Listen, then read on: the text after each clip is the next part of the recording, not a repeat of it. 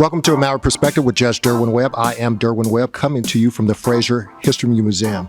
You know, we've had a lot of different guests on this show, and when we first started this about a couple of years ago, people would always give us, people who we thought would be good guests. You know, for whatever reason, for the last few months, we've been receiving one person and one person only from all the people that we've spoken to. They wanted to hear from a lady named Hannah Drake. Ms. Drake, welcome to A Matter of Perspective. Thank you so much for having me. Ms. Drake, you've been called a blogger, activist, public speaker, poet, author. Some people just call you incomparable. What do you like to be known as more than anything? Someone trying to change the world. Well, you're changing the world one day at a time. I know that. I've been knowing of you for a long period of time. I appreciate you coming on the show for today. I guess the question I have for you, first of all, I know that a lot of things have happened today, and we're going to get to that. A lot of explosive things throughout this city, throughout the world have happened today. What brought you to Louisville? A lot of people don't know this about me. A lot of people assume that I am from Louisville, but I'm not. My dad was born and raised in Louisville, Kentucky, in Smoketown, which many people don't know was started by people that were formerly enslaved. It is the oldest continuous African-American neighborhood in Louisville. So it's fitting that my family would be in Smoketown. But my parents moved to Colorado. My dad was in the Army and had me. So I was born in Colorado Springs. My brother and sister are born in Louisville. When my parents divorced, I stayed in Colorado with my mom, and my brother and sister came back to Louisville with my dad. And when I was in my early 20s, I was in a domestic abusive relationship, and I was in a battered woman shelter. And as life would have it, in this shelter was like this communal space, and there was a payphone. This is how long ago this is a payphone. Okay, it was a payphone on the wall, and I just so happened to be walking through this communal space, and the phone was ringing. And for whatever reason, I picked it up and said hello. On the other end of that phone was my dad, and he said, "Come home." So I packed 3 bags with everything that I had at the time, and my daughter was 3 years old, and caught a Greyhound to Louisville. I still remember coming across the bridge across the Ohio River, and I believe that was just God ordained. God knew that I was supposed to be in this space, and it completely changed my life. What's made you want to stay in this space?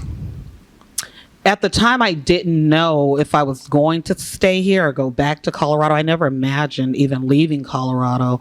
But when I came here, of course, I didn't have a job. And so I went to a temp agency, not too far from here. It was right downtown. I went to a temp agency, and I thought, I'll just get some little piece of job or whatever.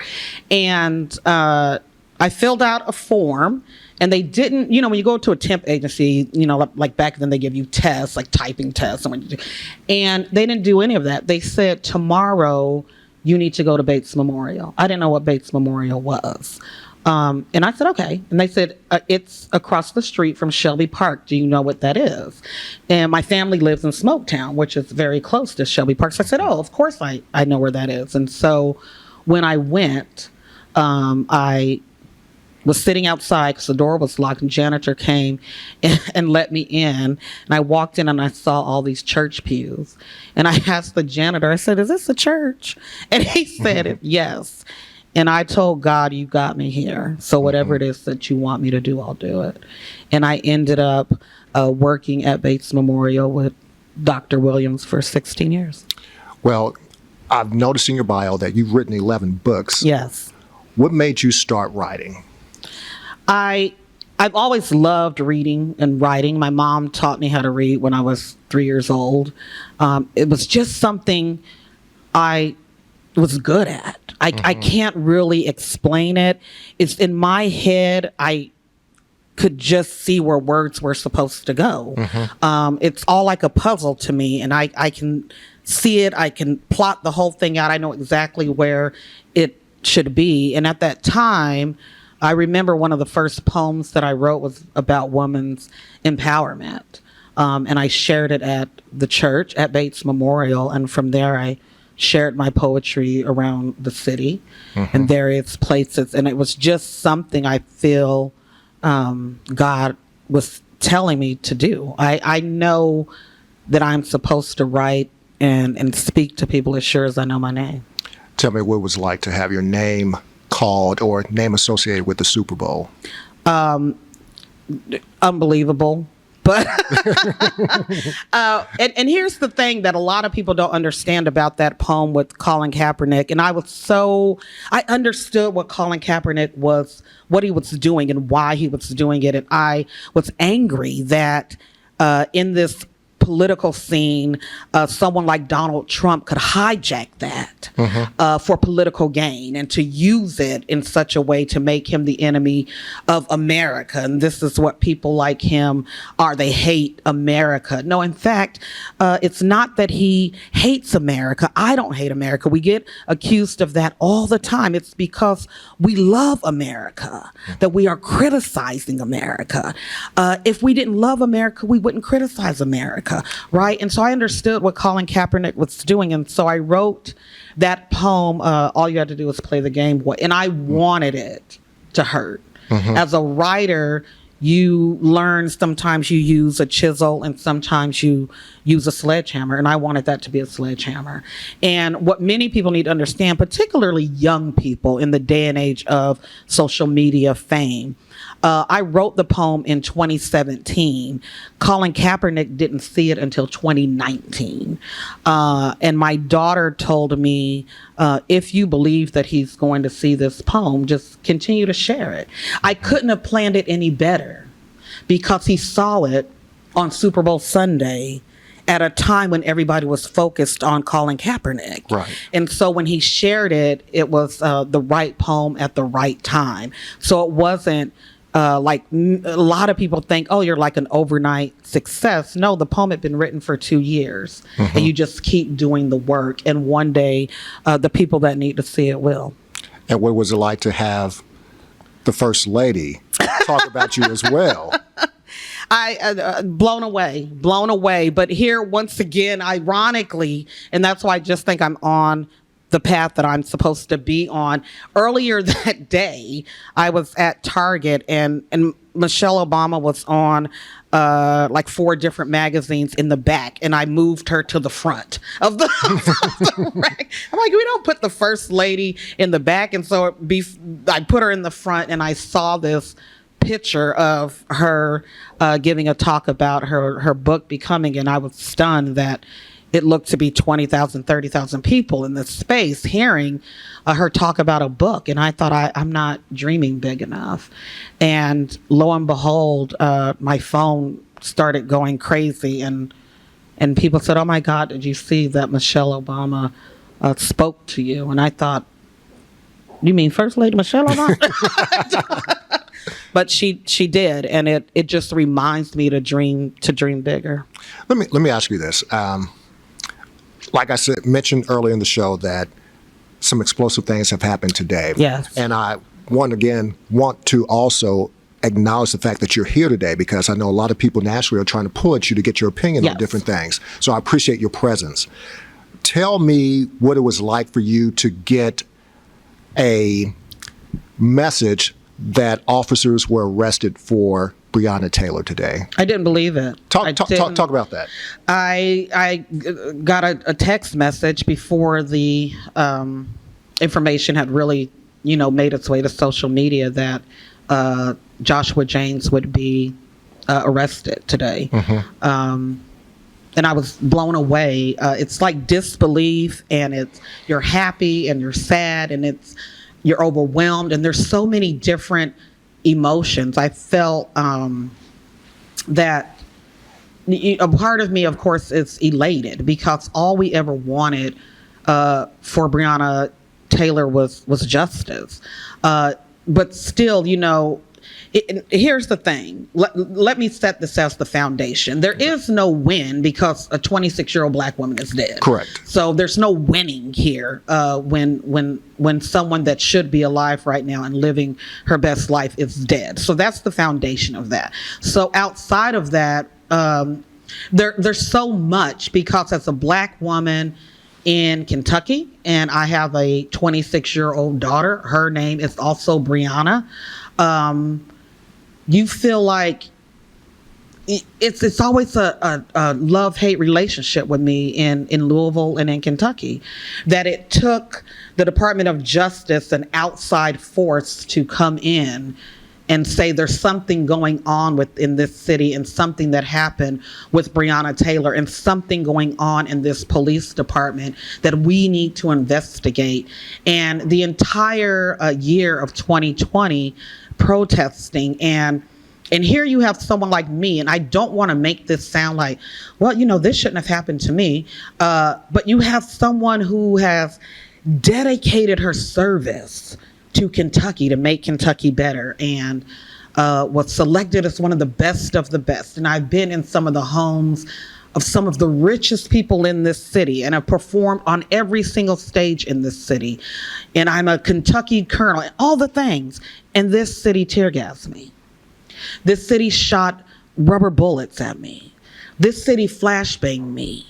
I had to run in the streets from the police, and I'm doing nothing, but demanding justice. And so to see this city go to war with innocent people, and if they would tear gas me, they would tear gas anyone. And so, but this is where we live. And to me, this city said, we don't value Black people, particularly Black women. You have no value unless we want to extract something from you, unless we need something from you, unless we need you to fix it after we've messed it up. We need you to rebuild it after we've tore it down. Then come in and fix it. Let us take from you. But when we need something, this city didn't give it to us, but instead went to war with us. And what made me so angry is I have to beg you not to kill Black women. And then you turn around and I have to teach you how not to kill Black women. And it's infuriating to me that the people who are in leadership in this city and state did not get any justice for Brianna. And the DOJ comes in, and it's a federal thing we have to look at. And why couldn't that happen here? And so that's frustrating to me, because I still wonder, how do I fit into this city? How do people really see me when you've gone to war with me? And there's the thing, no one ever said, I'm sorry. I'm sorry we did that. I'm sorry we hurt you. I'm sorry we broke you. And so now I don't know how a city feels. Driving down here, I told my daughter, I said, it's a hard day to be Black in Louisville. Because if you are to believe that the police are joyful today, you are fooling yourself. This is a scary day to be Black in this city, because now you have to think, are they angry and want to retaliate? And how will that happen towards me, as vocal as I am? Right. That's a scary thought. This city has done a lot. So I'm happy, very happy for Tamika Palmer, and I'm still angry. Let me ask you a question. We always talk about the notion of justice, and you talked about justice yourself. When you talk about the issue of justice, or just the word justice, what do you think about when you hear that word? Justice for me, and this is all encompassing, if people could just get this, that Black people never asked white people for anything. We just wanted to be. That's all Black people all Breonna Taylor wanted to do was go to sleep. Just want to go to sleep, wake up, hang out with my boyfriend, might go to work, then that's all I want. That's all Black people ever wanted, was just to be. And in this, Ahmaud Arbery, all I want to do is jog. I just want to jog in the neighborhood. That's all I want to do. They act as if Black people are asking for something outrageous. I just want to walk down the sidewalk. I just want to drive my car. I just want to be in my home. We are not asking for anything special. To me, justice is let Black people be. That's justice. I don't want anything from you. I just want to exist, and you're not harassing me. You're not coming in my house on a no-knock warrant. You're not pulling me over for something bogus, and it ends up that I'm dead. Oh, you had a freshener hanging from your rear view. Let's pull you up now. Oh, I meant to grab my taser. I grabbed the gun. Now you're dead. Seemingly happens with nobody else. Always black people, where you don't know your taser from your gun. You know, that's all black. Justice for me is let black people be. Well, let me That's ask you it. this. I can't ask you the word justice without asking you what you think equality is. So what is equality for you? You know, and here's And that the can be on a thing. lot of different levels, too, Yes, so. this could go in a lot of different directions. But when people think of equality, there are things in America, I don't care how much you make them equal, it's not just. It's just not just because of what has happened in this country for 400 plus years. And so you can't say, well, we're going to make it equal now. But that's not equity. That's not just. You know, that's not right. You know, a lot of things could be equal, but is it really fair? It's not really fair. And then it's like, oh, okay, well, we all gonna be on the same playing field now, but now y'all have all this wealth built up, and you have all this land that you were able to buy. And you have so now what do we do? That you have all this, you know, in your coffers, but now all of a sudden it's going to be equal.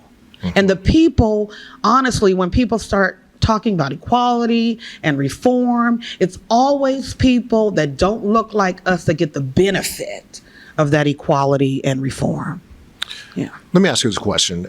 You have mentioned Department of Justice. You talked about the indictments and the arrests that were made today. You kind of touched on what did not happen at the state and local level. When I mentioned the name Daniel Cameron, what do you think? Shameful.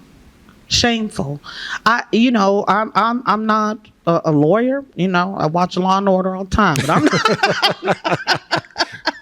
You know, I'm not a lawyer at all. But it's odd to me that you can look at the same evidence. I'm assuming, this is Hannahology, I'm assuming the DOJ had looking at the same things he was looking at least quite similar, and to have such a different outcome. How does that happen?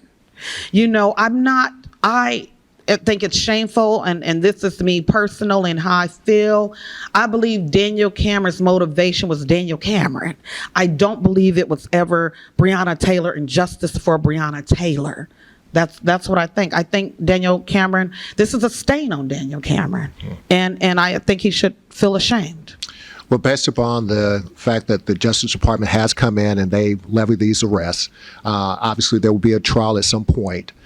Based upon all the things that have transpired, not only now but up to now, who are we? Who are we as a group of people in Louisville? Who do you think we are today? And I'm going to ask you who we are as far as Louisvillians concerned, who we are as far as our state is concerned, because I know we live in Louisville, Kentucky, but we're still part of Kentucky. Yeah. And who we are as a nation. So who are we as Louisvillians? Who are we based upon everything that you know today?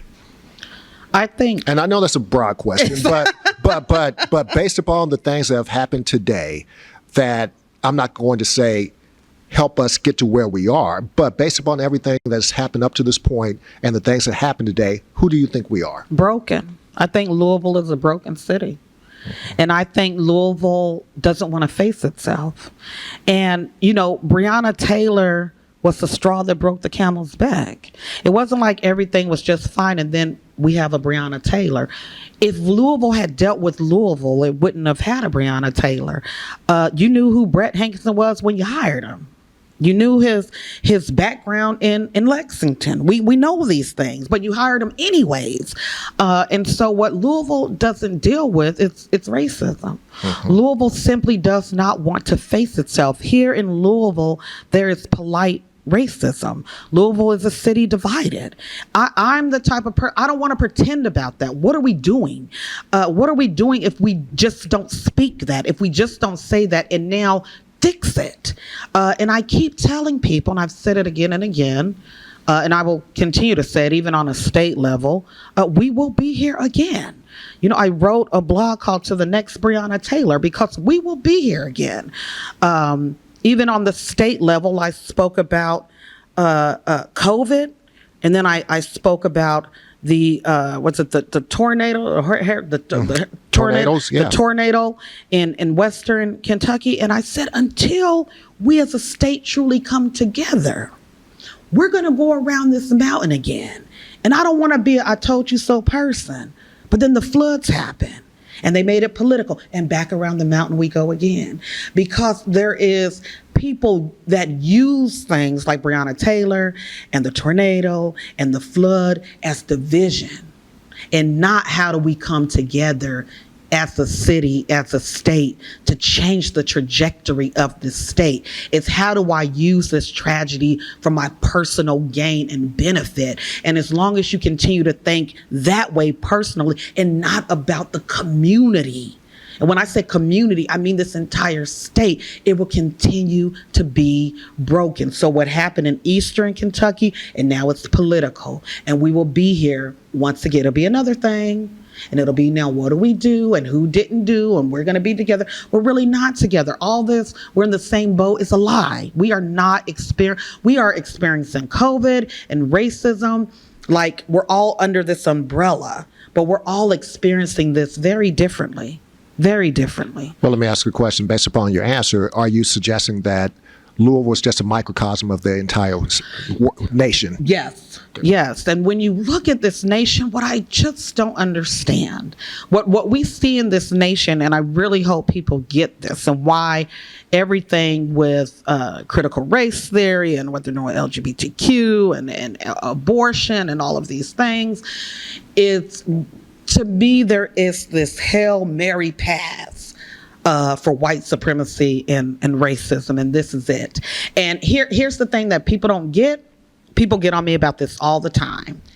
Before they spoke about abortion, before they spoke about LGBTQ, they were talking about critical race theory.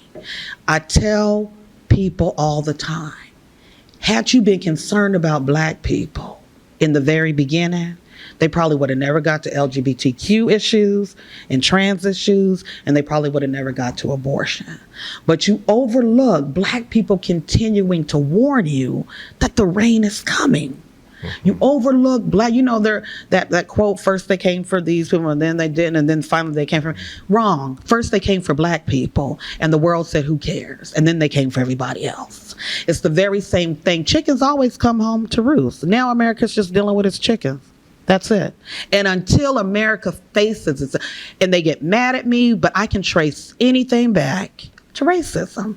Until America wants to face that, we will be here again and again and again. The reason why Bianca Taylor is dead, you have a racist police system. When you want to deal with that, it's not a reform. Look, when you reform something, you just take the same thing and make it a little better. When you transform something, you change it. The police department, the whole thing, community police, all of it needs to be transformed. Reform does nothing. If reform worked, we wouldn't be here right now. We don't reform. Well, okay, and what? How many more reforms? Well, we're about to get a new mayor in November. Okay, let me just say this. Okay, we're about to get a new mayor. We got 2 new candidates. Yep. Old mayor's going out, so we'll have new leadership. Hannah Drake is the new mayor of Louisville. What's the first thing you do? The first thing I will do is invest in community. I was talking to my friend about shot spotters being put up in communities. I said, and how much do those cost? And what if they were to put that money into community? When people talk about, it's not defunding the police. You imagine a world. They act like they have to imagine a world. What will we do? And my friend said that world already exists. It's called the suburbs, where you're just out living your life, and you might see an officer getting coffee and donuts, and nobody's harassing you or bothering you.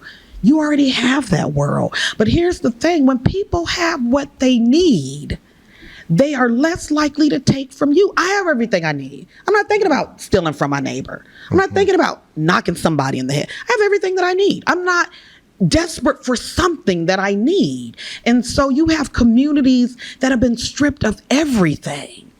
And then you wonder why things like this continue to happen in community. And the minute you say invest in community, it's not programming. Really invest in community.